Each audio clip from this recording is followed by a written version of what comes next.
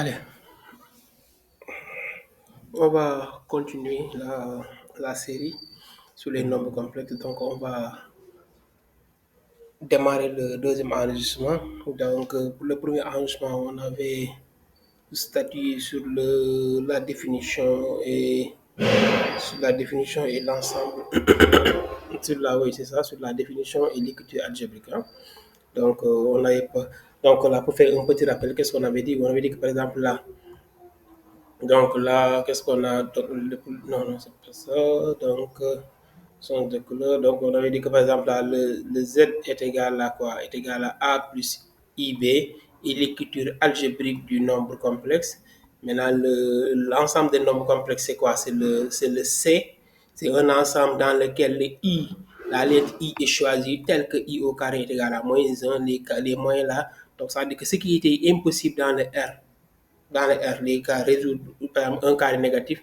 Donc, ça veut dire que là, ce problème-là sera résolu parce qu'à chaque fois qu'on aura un I, un moins 1, on va remplacer par I au carré. Du coup, on n'aura plus ce problème donc, dans ce problème-là. Donc, Z est égal à A plus IB. Ça, c'est l'écriture algébrique du nombre complexe. Ça, c'est l'écriture algébrique du nombre complexe, d'accord? Donc, le A, c'est la partie réelle. Le B, je n'ai pas dit IB. Le B, c'est la partie imaginaire. Le I nous permet d'identifier la partie imaginaire. Donc, le I n'en fait pas partie, d'accord? Donc, on a le A qui est la partie réelle, on a le B qui est la partie imaginaire. Ensuite, on avait aussi parlé de quoi? Des cas particuliers, donc d'un complexe réel. Ça veut dire que si on a seulement Z est égal à A, Z est égal à A, on l'appelle complexe réel. Pas réel pur, des complexes réels, d'accord? Donc, Z est égal à IB, on l'appelle un imaginaire pur. Z est égal à IB, on l'appelle un imaginaire pur. Ensuite, Z est égal à 0, on l'appelle un complexe nul. Mais ce complexe-là, il est à la fois réel et imaginaire pur. Pourquoi? Z est égal à 0. Donc, je peux dire que c'est le 0, c'est 0 comme absolument la partie réelle. Donc, c'est un réel. Si je dis 0i, je mets là un i. Donc, c'est quoi? Ça devient un imaginaire. Donc, le complexe nul est à la fois, c'est le seul complexe qui est à la fois réel et imaginaire pur. C'est le seul qui est à la fois réel et imaginaire pur, le complexe nul, d'accord? Donc, on a tout ça, on a l'écriture algébrique, la partie réelle, la partie imaginaire. Donc, tout ça, il faudra savoir l'identifier pour comprendre la suite. Sinon, ça risque de créer des problèmes. Je répète encore, ça, c'est l'écriture complexe, l'écriture algébrique d'un nombre complexe. Le A, là, c'est la partie réelle. Le B, le coefficient de I, c'est le B, c'est la partie imaginaire. Z, si vous avez seulement Z est égal à A, comme par exemple Z est égal à 3, on l'appelle un complexe réel. Si vous avez Z est égal à IB, on l'appelle un imaginaire pur. C'est un complexe, mais un cas particulier. Imaginaire pur. Si on a Z est égal à 0, c'est un complexe, mais un cas particulier, on l'appelle un complexe nul. C'est bon pour ça? Maintenant, là, dans cette deuxième vidéo, on va essayer de tenter de, on va tenter d'expliquer le point 3, le point 4 et même si possible le point 5. Mais d'abord 3 et 4 si c'est possible de faire d'abord ces deux-là. Après, on va revenir sur le point 5. D'accord? Ok, on y va. Donc, donc, si vous regardez le point 3, on parle de quoi? On parle de conjugué. Le conjugué. Mais j'aime tellement travailler par comparaison. Oui, j'aime tellement cette situation. Donc, ça permet de mieux comprendre. Ça veut dire qu'on va partir de ce que nous savons faire. Qu'est-ce qu'on sait faire? On sait ça, on le sait, on a eu à le manipuler, ainsi de suite. Je prends un exemple. Par exemple, là, si j'ai un moyen, je prends par exemple 1 plus racine de 2. 1 plus racine de 2. Vous vous rappelez? Donc, on a eu à parler de son expression conjuguée. De 1 plus racine de 2, on a dit que son expression conjuguée, c'est quoi? Il faudrait changer le signe qui sépare les deux termes. Donc, je mets 1 moins racine de 2. Regardez, à chaque fois qu'on va multiplier là, le 1, là, 1, un nombre avec son conjugué, donc avec son expression. Donc là, on a 1 plus racine de 2. Son expression conjuguée, c'est 1 moins racine de 2. À chaque fois qu'on va multiplier ces deux-là, ce qu'on va obtenir, c'est quoi? Le radical va disparaître. Et on l'appelle donc de telle sorte qu'on dira que 1 moins racine de 2 est l'expression conjuguée de 1 plus racine de 2. Et le plus souvent, c'est par exemple là, un exemple, si j'ai un 2 sur 1 plus racine de 2. Vous vous rappelez de ça, 2 sur 1 plus racine de 2. Le plus souvent, là, on se disait qu'on allait rendre ça rationnel. Il faudrait parce qu'on ne va pas laisser un radical au dénominateur. Donc, on se disait que là, on allait faire quoi? Qu'on allait supprimer le radical qui est au dénominateur. Pour supprimer le radical qui est au dénominateur, il faudrait qu'on parvienne à trouver l'expression conjuguée de tout ça. C'est l'expression par laquelle, si on multiplie, on va trouver un nombre sans radical. Donc l'autre aussi, pour les nombres, pour les complexes aussi, c'est l'expression par laquelle si on multiplie, on va trouver un complexe réel. Le i là va disparaître. Le i là va disparaître. Je prends un exemple. Si z est un complexe, on dira que z' est son conjugué. Si et seulement si z fois z', ça veut dire que là on trouve que qu'est-ce qu'on trouve? On trouve un réel, un complexe réel. On trouve un complexe réel. C'est cette définition, la définition la plus simple, la plus élémentaire. Donc là, si on multiplie les deux là, automatiquement, le radical va disparaître. Donc c'est la même chose. Regardez, et je vais vous expliquer. Donc, si par exemple vous avez a plus ib, maintenant là, il faudra faire attention. Il faudra faire attention. Donc le a plus ib, il est là. Ça, c'est non complexe. Son conjugué, c'est quoi? Donc, pour avoir le A plus IB, on change le signe qui sépare les deux termes. Entre les deux, vous regardez, qu'est-ce qu'on a entre les deux? Attention, il faudrait bien disposer le votre complexe. Commencez toujours, même si votre complexe est mal disposé, la bonne disposition, c'est quoi? Vous commencez par la partie réelle, ensuite la partie imaginaire. C'est ça la bonne disposition pour ne pas se perdre. Donc, vous écrivez d'abord la partie réelle, ensuite la partie imaginaire. Et à partir de là, qu'est-ce qu'il faudrait faire? Vous changez le signe qui sépare les deux parties. Les deux parties, vous changez le signe là qui les sépare. Donc, vous allez regarder, pour le conjugué de Z, je dirais que le conjugué est noté, pour Z, son conjugué est noté là, regardez, Z bar. Z bar qui veut dire le conjugué de Z égal à, regardez, le A, je ne vais pas le toucher, je dis A, je vais changer le signe qui les sépare, moins IB. Et je vais vous dire que si on multiplie ces deux-là, sérieusement parlé, donc regardez A plus IB, donc si on multiplie les deux là, on aura, le I là va disparaître. Donc A moins IB est bel et bien l'expression conjuguée. Regardez, on va les multiplier. A plus IB,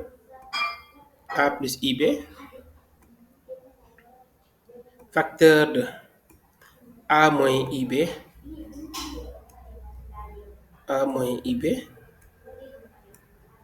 égale à quoi? Donc là, regardez, je vais utiliser l'identité remarquable. A moins B, facteur de A plus B.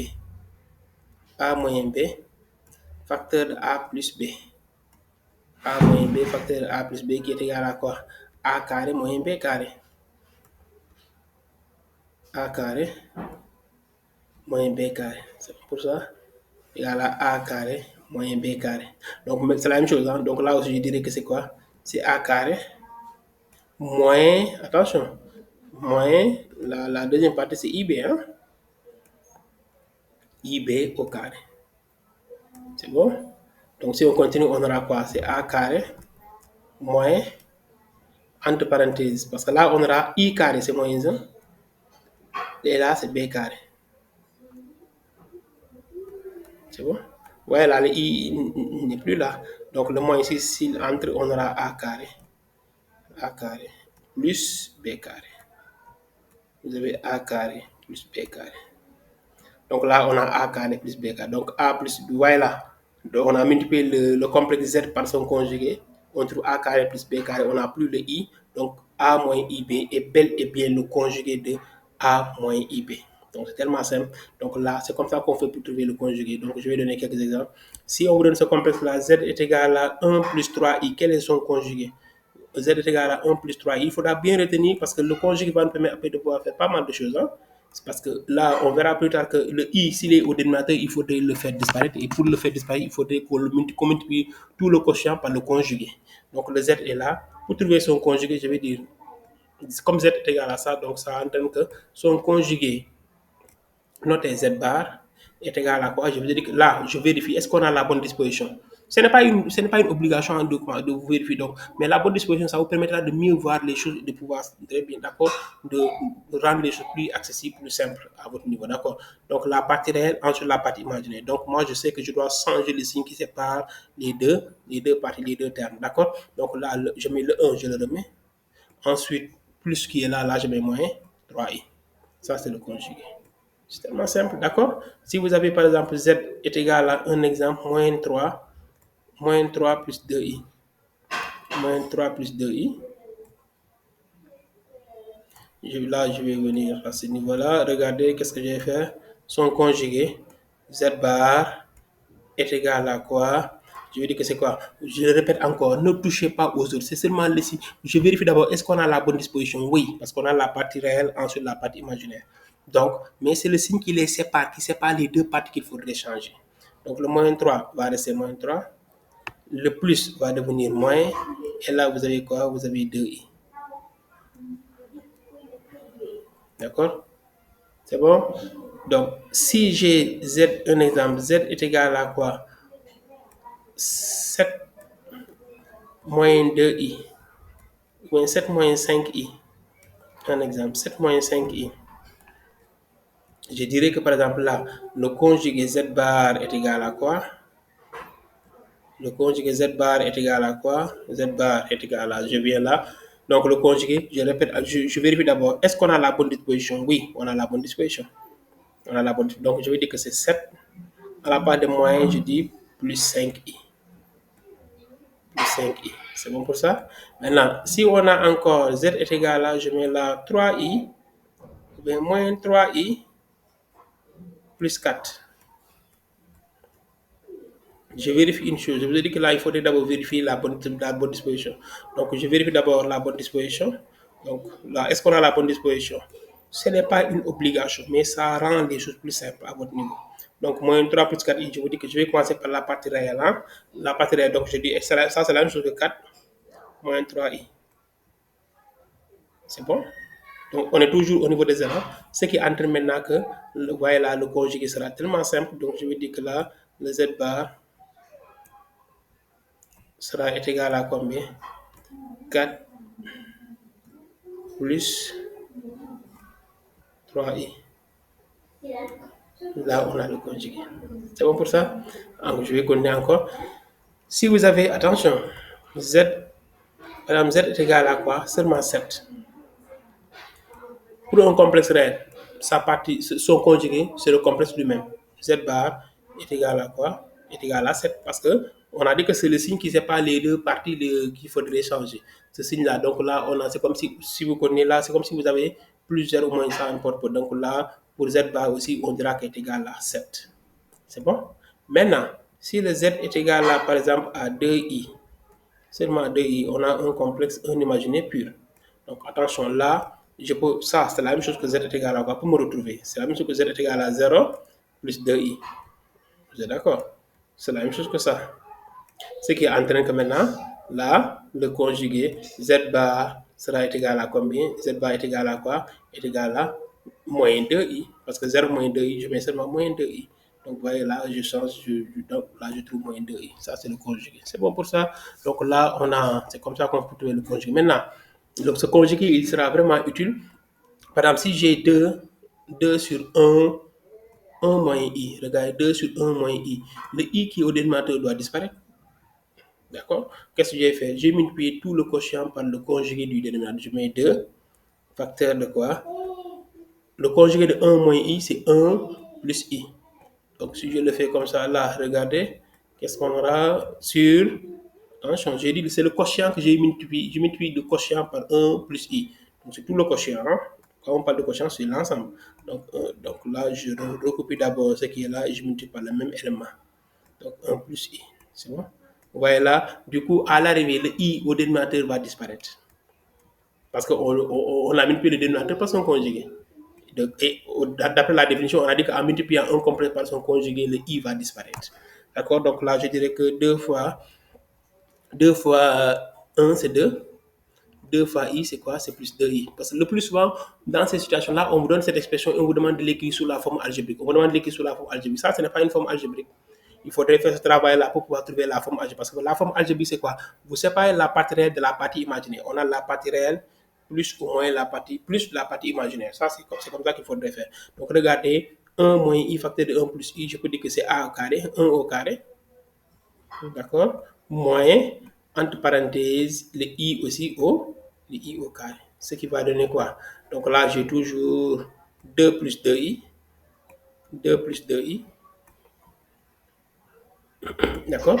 Divisé par le 1 au carré, c'est 1. Moins le i au carré, qu'est-ce qu'on a dit? On a dit que c'est moins 1.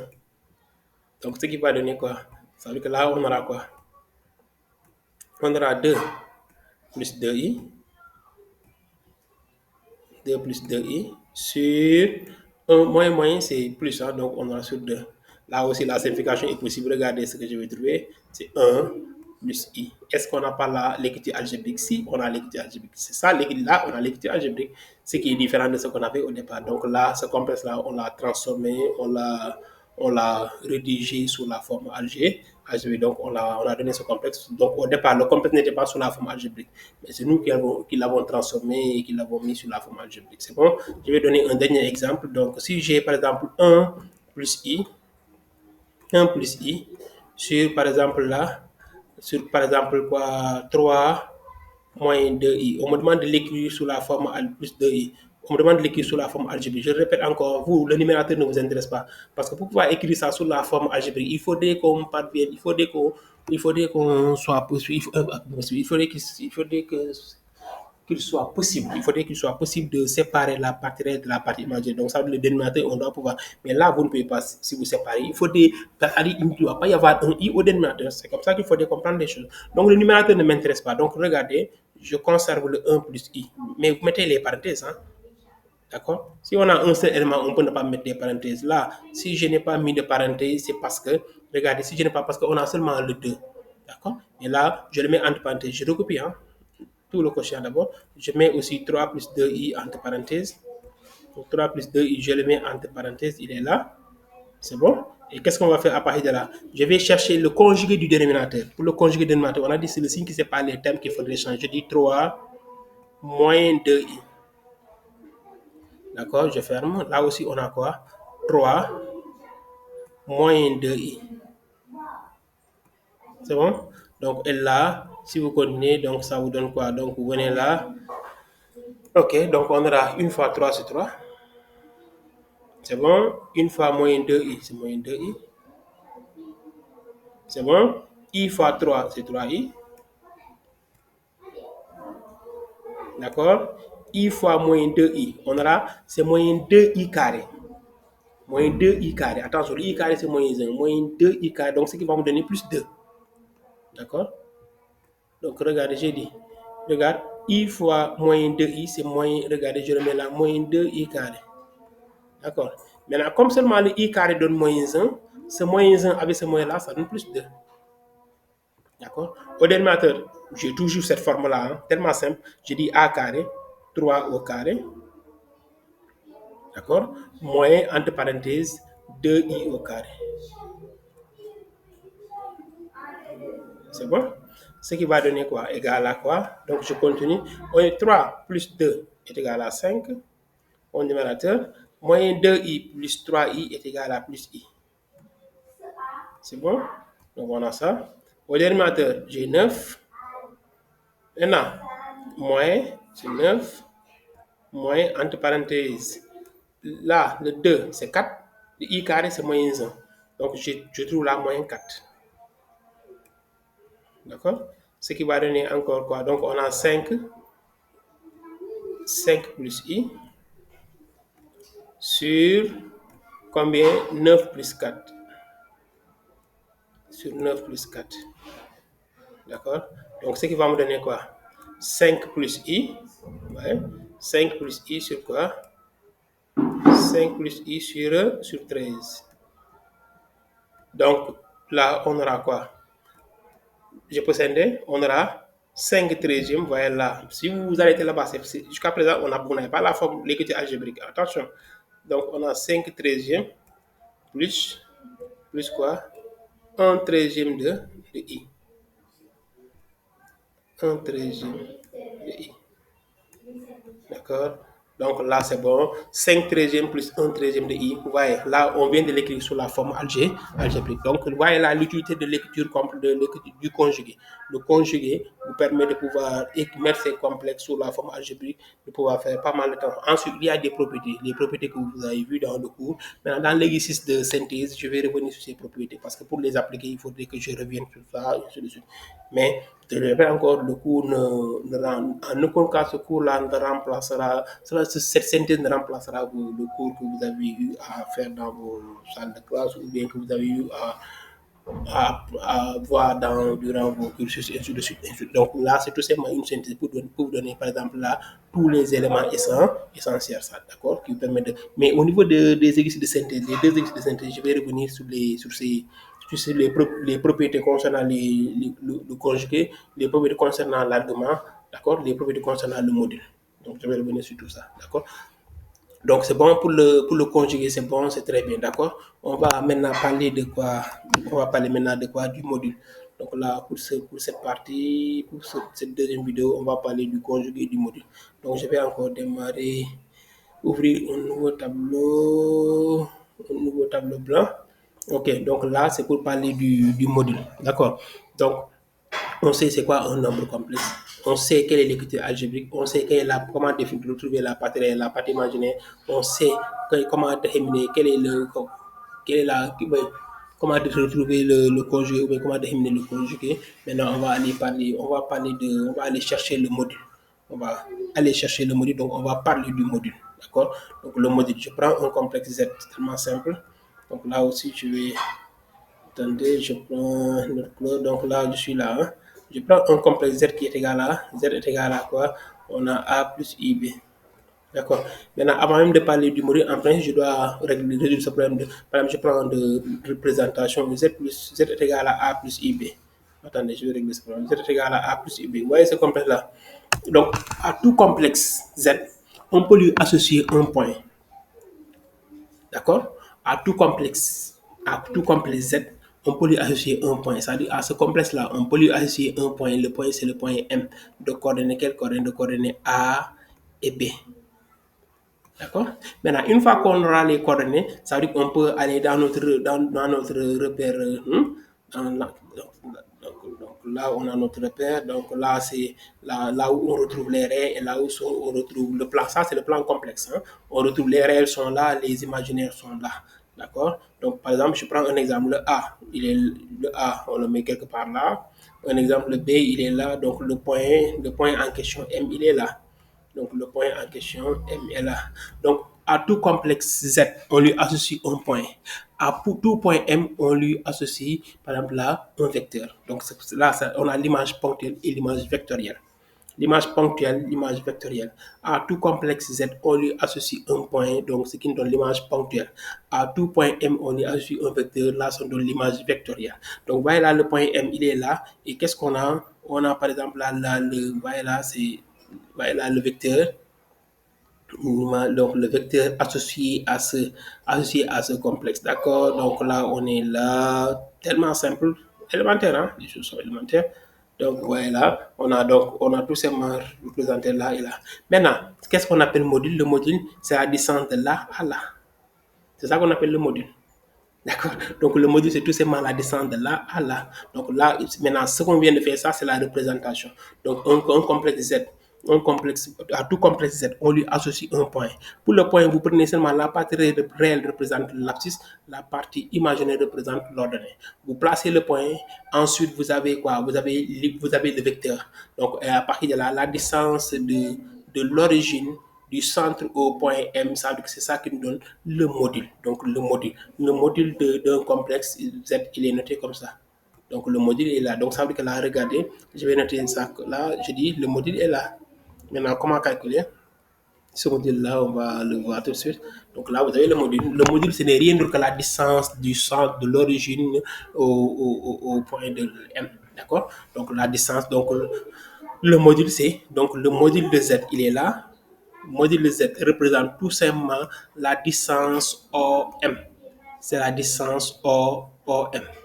Maintenant, là, je mets le O et là, vous avez le M. Donc, le module représente la distance O. Comment on fait pour calculer cette distance-là? Donc, regardez, c'est toujours la racine carrée. La racine carrée de la partie réelle au carré plus la partie imaginaire au carré. La partie réelle au carré, donc A au carré. Attention, là, il ne faudrait pas confondre. Là, parce que le plus souvent, vous commettez des erreurs au niveau de la partie imaginaire. Pour la partie imaginaire, ne prenez pas le I. Le I nous permet d'identifier la partie imaginaire. Donc, c'est A carré, racine de A carré plus quoi? Plus B carré. Là, vous avez quoi? Vous avez le module, la distance de O à M, ce qu'on appelle le module de Z. Donc, module de Z est égal à OM est égal à racine carrée de A carré plus quoi? Plus B carré. C'est bon pour ça? On va prendre quelques exemples. Par exemple, je prends un exemple. Si on a un complexe Z est égal à quoi? Est égal à 1 plus 3i. 1 plus 3i, ce complexe Z là. Donc pour représenter, placer, représenter donc le point à ce complexe Z, on peut lui associer un point M. Ce point M aura pour coordonnées 1 et 3. C'est bon pour ça? Maintenant, là, dans notre plan complexe, on va placer ce point. Donc, le point, je prends un exemple, je viens là, 1 et 3. Je dis que c'est le 1, supposition. Hein. Donc, le 1, je le mets là, le 3, je le mets là. Ouais, donc, notre point va se trouver à ce niveau, va se situer à ce niveau-là. Donc, le point, je peux le mettre là. Je dis que mon point M est là. Maintenant, une fois qu'on aura placé notre point M, on pourra, donc là, voilà, c'est là. C'est bon? Donc là, vous avez quoi? Vous avez le module de Z qui est là. C'est bon? Donc, comment calculer ce module? Donc, c'est la distance OM. Je peux dire OM égale à module de Z, qui est noté comme ça, et calculer de la sorte égale à la racine carrée. La racine carrée de quoi? La partie réelle au carré. La partie imaginée, c'est 3. 3 plus 3, d'accord? Ensuite, 3 au carré. D'accord? Donc là, vous avez quoi? C'est égal à quoi? C'est racine de 1 au carré. C'est 1, 3 au carré, c'est 9. Donc, ce qui veut dire que la distance OM est égale à racine de 10. La distance est égale à 1. Racine de 10. Donc, la distance est égale à racine racine de 10. D'accord? Donc là, on trouve racine de 10. C'est ça la distance, c'est ça qu'on appelle, c'est le module aussi, la distance OM, qui n'est rien d'autre que le module du complexe Z. Donc pour chaque complexe, on pourra déterminer son module. Maintenant, si vous avez ça, par exemple, Z est égal à, un exemple, Z est égal à 3, on vous demande Z est égal à 3, on vous demande son module. Le module est égal à 3, un complexe réel. Attention, s'il est positif, attention, parce que la distance, elle n'est jamais négative. Donc pour le complexe Z est égal à 3, quel est son module? Le module de Z est égal à 3. Module de Z est égal à 3. C'est facile. C'est bon pour ça. Ensuite, maintenant, si vous avez un complexe Z est égal à un exemple moyenne 2, quel est son module? Z est égal à moyenne 2. Quel est son module? Donc, le module de Z est égal à 2. Parce qu'on prend la valeur absolue. Parce que n'oubliez pas qu'il faudrait faire, qu'est-ce qu'il faudrait faire? Donc, la racine carrée de la partie réelle, moyenne 2 au carré qui est égal à 4 plus 0 au carré. La racine de 4, c'est 2. Donc là, on dira que le module de Z aussi est égal à 2. Donc, c'est des situations, des cas particuliers. D'accord? Donc là, est égal à 2. D'accord? Maintenant, si vous avez par exemple un complexe Z est égal à un exemple est égal à 3i. Je prends 3i. C'est la même chose, hein? 3i. Donc le module de Z est égal à quoi? La partie imaginaire est positive, donc je dirais qu'elle est égal à 3. Le module de Z est égal à 3 parce que c'est la racine carrée de la partie réelle au carré plus 3 au carré. D'accord? Donc c'est ça qu'on a. Si vous avez aussi Z est égal à moins 2i, c'est la même chose. Même chose, hein? Z est égal à moins 2i. Donc le module de Z, on dira tout simplement que le module de Z est égal à seulement, est égal à la valeur absolue de moins 2 est égal à 2. C'est bon pour ça? D'accord? Donc un seul complexe a son module est égal à 0, c'est le complexe nul. C'est le seul complexe qui a son module qui est égal à 0. Le seul complexe qui a son module est égal à 0. Donc, dès qu'on a un complexe qui a son module est égal à 0, donc on sait que c'est le complexe nul. C'est le seul qui a son module est égal à 0. D'accord? Donc là, le module représente la distance, donc la distance c'est le O à M. Le M, comment on a fait pour obtenir le M? Donc à chaque complexe Z, on peut lui associer un point M, on l'appelle l'image ponctuelle. À chaque point M, on peut lui associer un vecteur, on l'appelle l'image vectorielle. Donc l'image vectorielle, d'accord? Donc le vecteur, donc là, d'accord, V de coordonnées ainsi de suite, V de coordonnées A, d'accord, donc là aussi on peut le faire, donc le Z ainsi de suite, donc vous avez le module, vous avez la représentation, vous avez le module, vous avez, et quoi encore, on a la représentation, on a le module, on a aussi quoi, donc l'autre c'est quoi, on a aussi le conjugué, donc dans cette deuxième vidéo, on a le module, la représentation, le conjugué. Donc c'est comme ça qu'on fait pour représenter, pour placer dans le plan complexe, représenter un complexe. Donc il faudrait d'abord associer à ce complexe le point, l'image, le point, oui, il faudrait associer à ce complexe le point qui, l'image ponctuelle. le point qui renvoie à ça, ou bien le point qui, quel est le terme, j'ai oublié, le point atteint très bien, le point attribué. Donc, à chaque complexe Z, on peut lui attribuer un point. Et ce point-là, il faudra le placer dans le plan complexe. Ensuite, faire le travail. D'accord. Donc, pour le module, c'est la distance de O à M. D'accord. C'est la distance de O à M. Le conjugué aussi, on en a parlé. Pour le conjugué, on a dit que c'est quoi? Le conjugué, c'est l'expression par laquelle, si on la multiplie avec le Z, on trouve un complexe réel. On trouve un complexe réel. Et là aussi, on a vu comment il faudrait faire pour trouver tous ces problèmes-là. D'accord. Donc, c'est bon pour ça. Donc, on va s'arrêter là pour le deuxième enregistrement. C'est bon. Allez, à bientôt pour la. Donc, dans le prochain enregistrement, on va parler de quoi? On va parler de quoi? De l'argument, l'écriture trigonométrique, et ainsi de suite. Allez, à très bientôt.